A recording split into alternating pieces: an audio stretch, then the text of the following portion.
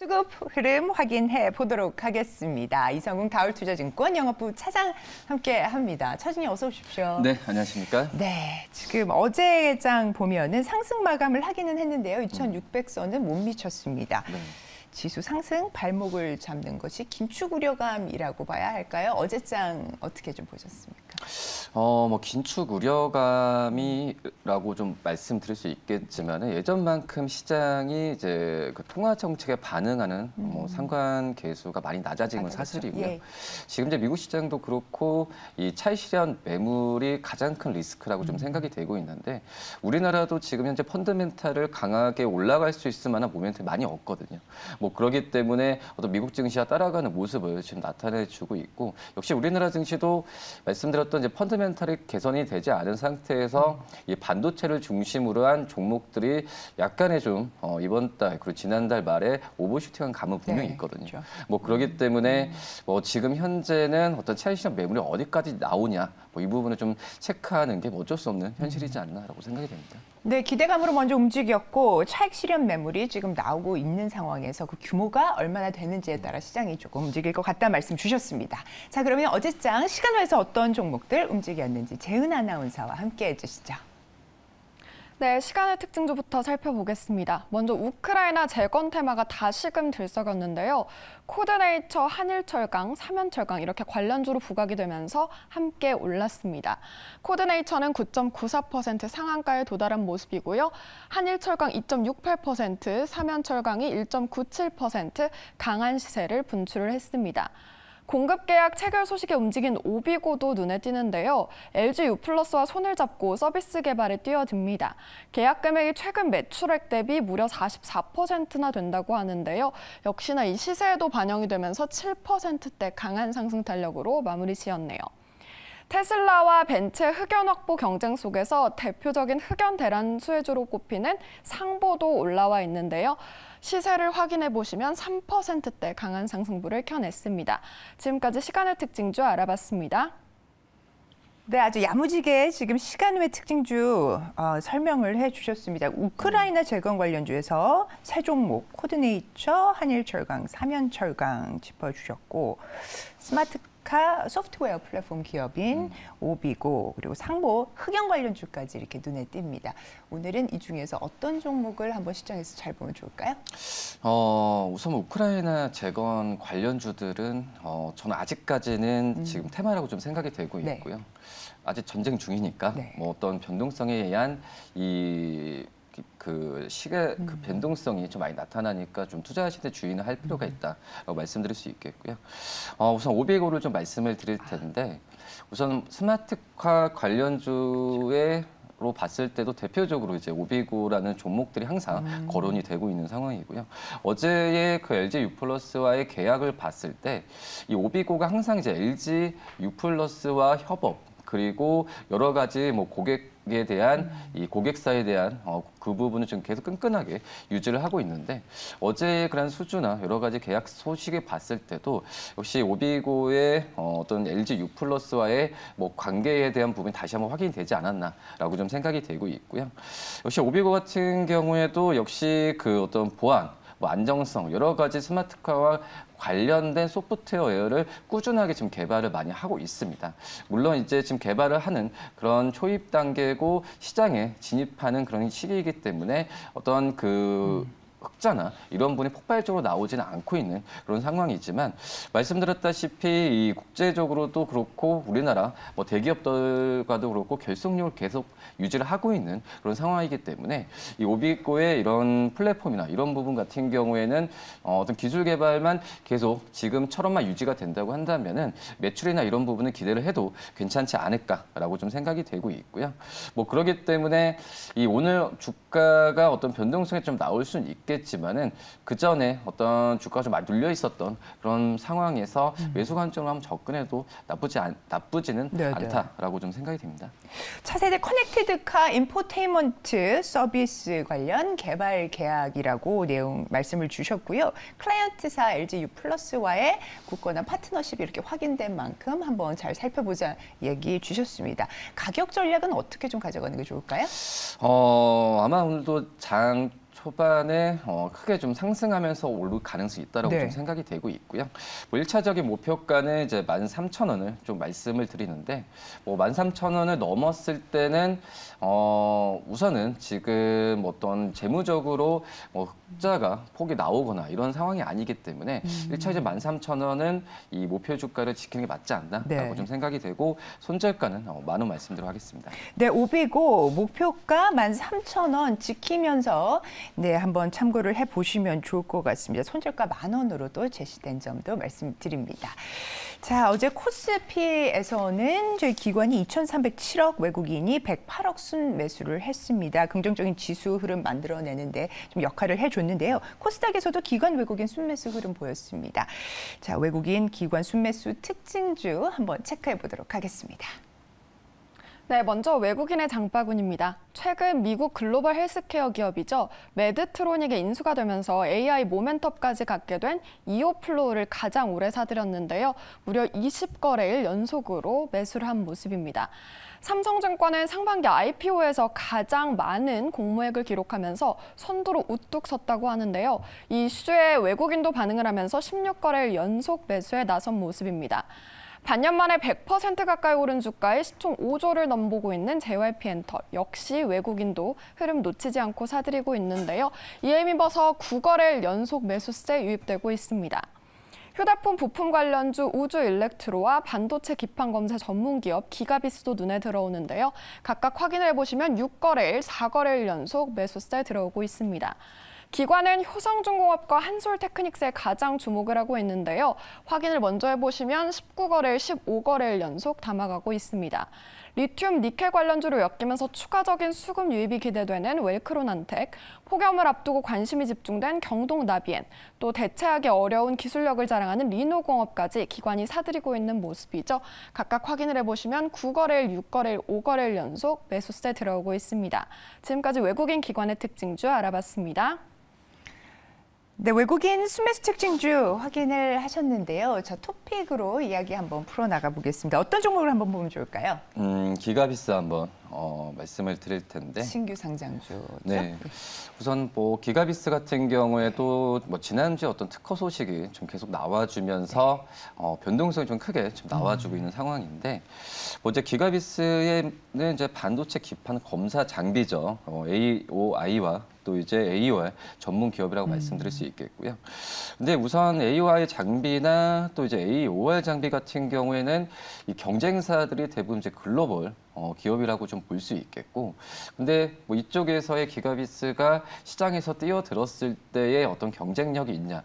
우선 경쟁력보다도 지금 우리나라 어떤 반도체 기업들 같은 경우에도 이 뭐 장비나 이런 부분을 국산화, 그러니까 내재화에 대한 부분에 있어서 요구가 굉장히 크거든요. 네. 뭐 그런 점에서 봤을 때는 이 기가비스의 이런 그 기판 쪽에서의 검사 장비에 대한 우리나라 그 반도체 업체들, 특히 이제 기판 회사들 같은 경우가 기가비스 쪽으로의 어떤 수주나 이런 부분을 줄 확률이 굉장히 좀 높다라고 좀 생각이 되고 있고요. 뭐 그러기 때문에 이 반도체 기판 제조사로 공급되면서 이 종합 반도체 기업 또 이제 팹리스 업체들이 지금은 이제 반도체 장비 어떤 사이클이 언제 올지는 모르겠지만 사이클이 왔을 때는 이런 이 검사, 기판 검사 장비 쪽에서의 어떤 그 독보적인 기술을 갖고 있는 이 기가비스에 관심을 계속 가질 확률이 높지 않을까라고 좀 생각이 되고 있고, 뭐 그런 점에서 본다고 한다면은 뭐 실적도 좋아지는 그런 구조에서 어떤 이 독점적인 기술을 갖고 있는 이런 반도체 장비 업체도 계속 유심히 봐야 되는데 그 중에 하나가 이제 기가비스이지 않을까라고 좀 판단되고 있습니다. 네, 장비 국산화 니즈가 지금 높다라는 점, 그리고 독보적인 기술력 확보하고 있다는 점에서 주목해 볼 만하다라는 말씀을 주셨습니다. 자, 그러면 가격은 어떻게 좀 전략을 짜보는 게 좋을까요? 우선 목표 주가는 우선 10만 원을 좀 말씀을 좀 드리도록 하겠는데, 지금 기가비스 영업이익이 재작년에 이제 159억에서 작년에 뭐 338억, 거의 뭐 100% 이상 네네, 증가하는 모습 아니에요? 보여주고 있거든요. 그렇기 때문에 지금 현재 어떠한 뭐 주가적인 측면에서 봤을 때도 실적주로서 각광을 받을 가능성이 크다라고 좀 생각이 되고 있어서 10만 원 넘었을 때는 저는 추가 매수 관점을 좀 말씀을 드리도록 하겠고요. 손절가는 8만 원 말씀드리도록 하겠습니다. 네, 기가비스 가격 전략 확인을 하셨습니다. 자, 목표가 10,000원 달성했을 때는 추가 매수 관점을 얘기를 해주셨습니다. 참고해 주시면 좋겠고요. 자, 그럼 이어서 기관 순매수 특징주 가운데 오늘 어떤 종목을 한번 보면 좋을까요?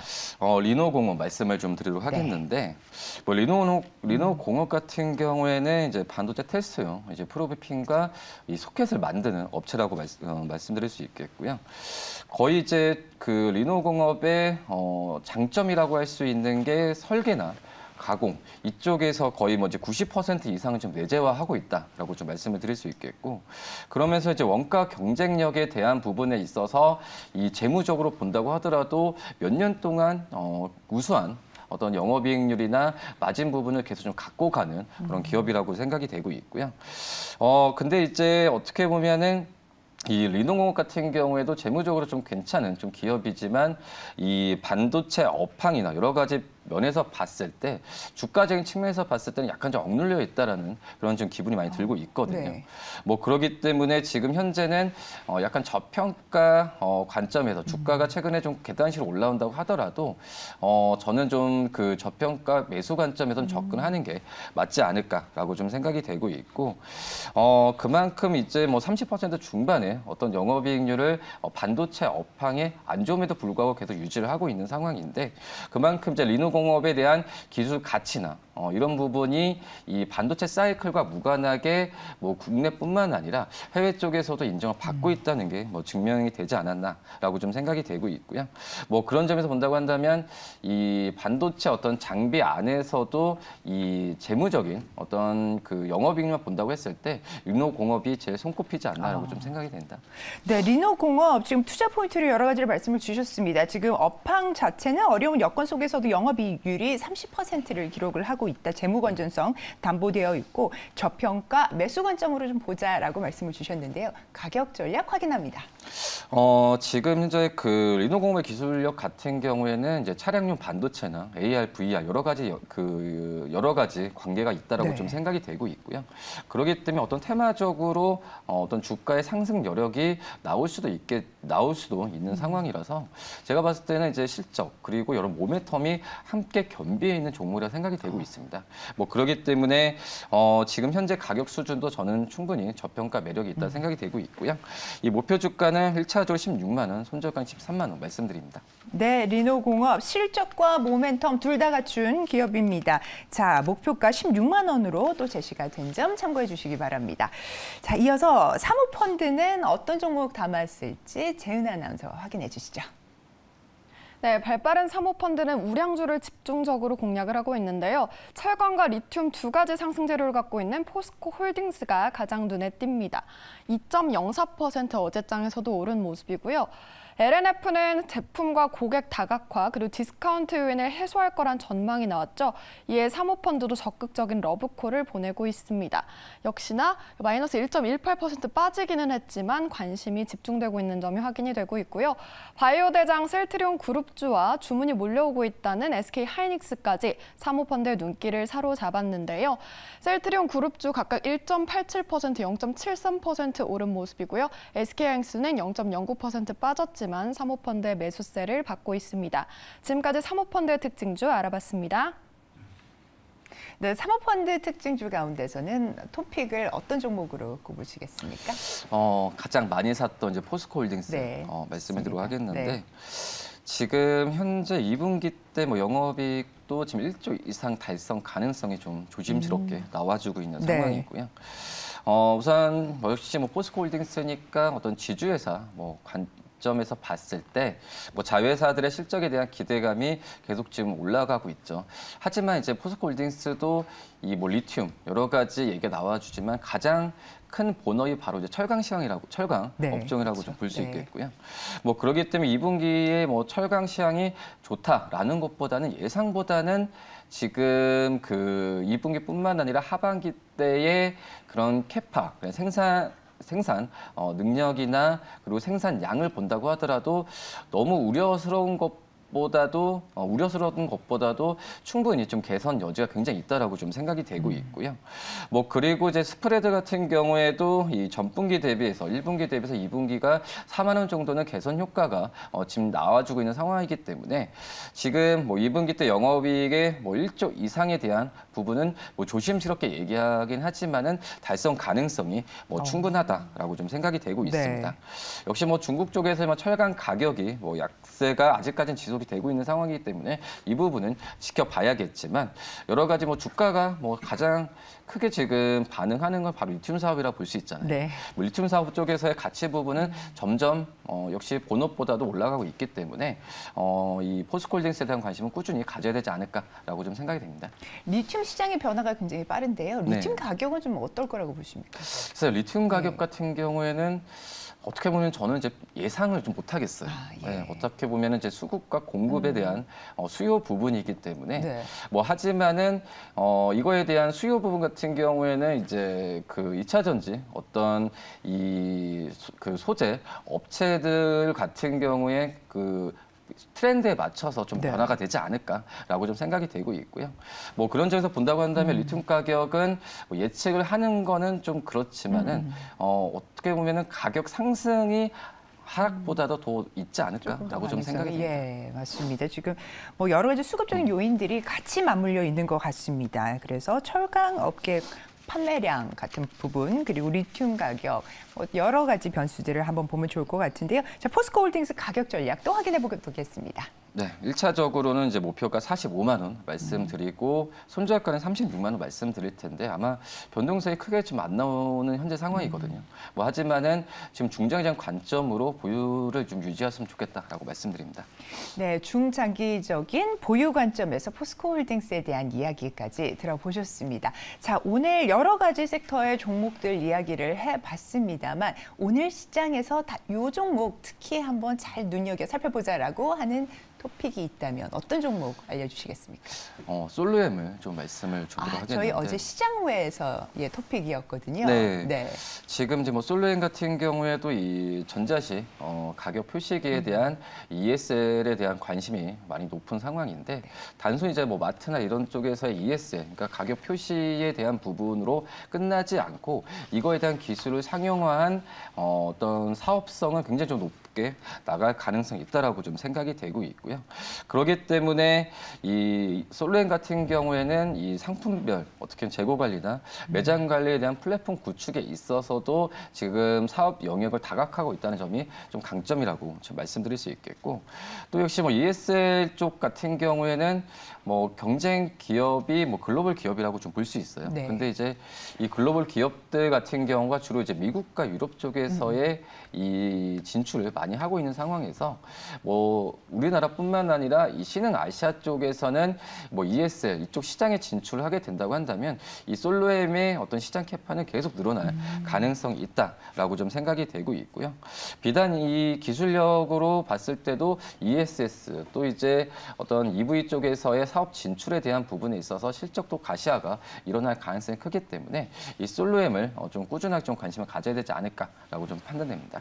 ESL 전자 가격 표시기를 말씀을 주셨고요. 리테일에서도 아직 침투율이 10%밖에 안 된다고 하더라고요. 그렇죠. 이제 초입 구간인 것 같아요. 네네, 그런 것 같습니다. 개화 구간인 만큼 한번 장기적으로 잘 한번 살펴보자라는 말씀을 주셨고요. 가격은 어떻게 접근을 하면 좋을까요? 우선 증권사 같은 경우에도 목표 주가를 거의 32,000원 이렇게 좀 제시를 하고 있는데 거의 근처까지 다 왔거든요. 네. 하지만 이제 실적에 대한 추정치나 여러 가지 부분이 높아지면 목표 주가도 당연히 다시 올릴 거라 판단되고 있고 네. 뭐 그렇기 때문에 1차적 목표가 31,000원 말씀을 드리지만은 31,000원 돌파했을 때는 추가적인 매수 관점 말씀드리고요. 손절가는 26,000원 말씀드립니다. 상하방 다 좀 짧게 말씀을 주셨어요. 네. 아무래도 많이 올라왔으니까 그쵸. 보시는 거죠? 네. 네, 좋습니다. 자, 솔루엠 목표가 31,000원으로 제시된 점 참고해 주시기 바랍니다. 자, 의견 참고하셔서요. 전략 짜실 때 반영을 해주시면 좋을 것 같고요. 종목 관련한 이슈들 명쾌하게 또 분석해 주신 이성웅 차장님 오늘도 말씀 대단히 감사합니다. 네, 감사합니다.